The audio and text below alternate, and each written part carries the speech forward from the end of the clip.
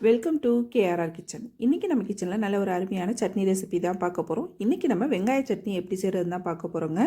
இந்த வெங்காய சட்னி வந்து பார்த்திங்கன்னா இட்லி தோசை கூட வச்சு சாப்பிட்றதுக்கு ரொம்பவே அருமையாக இருக்கும் டேஸ்ட்டு. எப்படி செய்கிறது நம்ம வீடியோக்குள்ளே போய் பார்ப்போம். அதுக்கு முன்னாடி நம்ம சேனலை இப்போ தான் ஃபஸ்ட் டைம் பார்க்குறீங்கன்னா சப்ஸ்கிரைப் பண்ணி வச்சுக்கோங்க. கூடவே பெல் சிம்பிள் ப்ரெஸ் பண்ணி ஆளுங்கிற ஆப்ஷனையும் ப்ரெஸ் பண்ணி வச்சுக்கோங்க. அப்போ தான் நான் போகிற வீடியோஸ் எல்லாம் உங்களுக்கு தொடர்ந்து நோட்டிஃபிகேஷனில் ஒன்றுக்கு ஒன்றே கிடச்சிக்கிட்டு இருக்கும். இப்போ வாங்க இந்த வெங்காய சட்னி எப்படி செய்கிறதுன்னு பார்த்துடலாம். இப்போ சட்னிக்கு நம்ம எல்லா பொருளும் சேர்த்து வதக்கி எடுத்துக்குவோம். அதுக்கு பார்த்திங்கன்னா அடுப்பில் ஒரு ஃப்ரை பேன் வச்சுருக்கேன். ஒரு 2 டீஸ்பூன் அளவுக்கு எண்ணெய் சேர்த்துக்கிறேன். எண்ணெய் நல்லா காஞ்சதுக்கப்புறம் பார்த்திங்கன்னா 2 டேபிள் ஸ்பூன் அளவுக்கு உளுத்தம்பருப்பு எடுத்துருக்கேன். இதை சேர்த்து நல்லா பொன்னிறமாக வர வரைக்கும் வறுத்து எடுத்துக்குவோம். உளுந்து ஒரு பாதி வறுபட்டோடனே பார்த்திங்கன்னா சட்னிக்கு தேவையான அளவு வரமிளகாய் சேர்த்துக்குவோம். நான் இன்றைக்கி ஒரு 5 வரமிளகாய் சேர்த்துருக்கேன். நீங்கள் உங்கள் காரத்துக்கு தகுந்த அளவு சேர்த்துக்குங்க.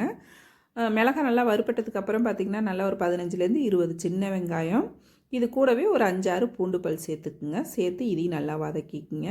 சின்ன வெங்காயம் சேர்த்து அரைக்கும் போது அந்த சட்னி நல்லா டேஸ்ட்டாக அருமையாக இருக்கும். இல்லைன்னா நீங்கள் பெரிய வெங்காயம் கூட சேர்த்து அரைக்கலாம்.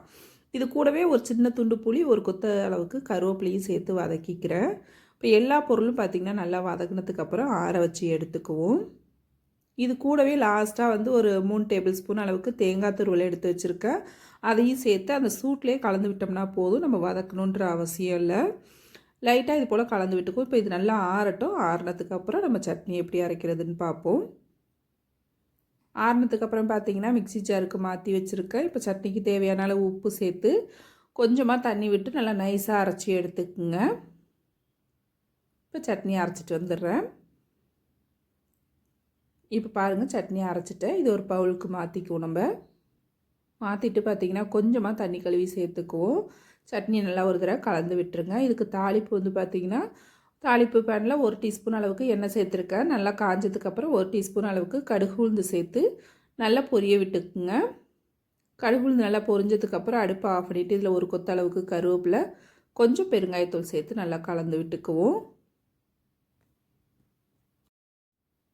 இப்போ தாளிப்பை நம்ம சட்னி கூட சேர்த்து நல்லா கலந்து விட்டுருவோம். சட்னி பார்த்திங்கன்னா உங்களுக்கு சிம்பிளாக தெரியும், ஆனால் டேஸ்ட்டு பார்த்திங்கன்னா ரொம்பவே அருமையாக இருக்கும். கண்டிப்பாக மிஸ் பண்ணாமல் ட்ரை பண்ணி பாருங்கள். இந்த வெங்காய சட்னியை ட்ரை பண்ணி பார்த்துட்டு எப்படி இருக்குன்னு எனக்கு கமெண்ட் பண்ணுங்கள். என்னோடய ரெசிபி பிடிச்சிருந்ததுன்னா லைக் பண்ணுங்கள், ஷேர் பண்ணுங்கள். மறக்காமல் நம்ம கேஆர்ஆர் கிச்சனை சப்ஸ்கிரைப் பண்ணி வச்சுக்கோங்க. நாளைக்கு வேற ஒரு ரெசிபியோடு சந்திப்போம். தேங்க்ஸ் ஃபார் வாட்சிங்.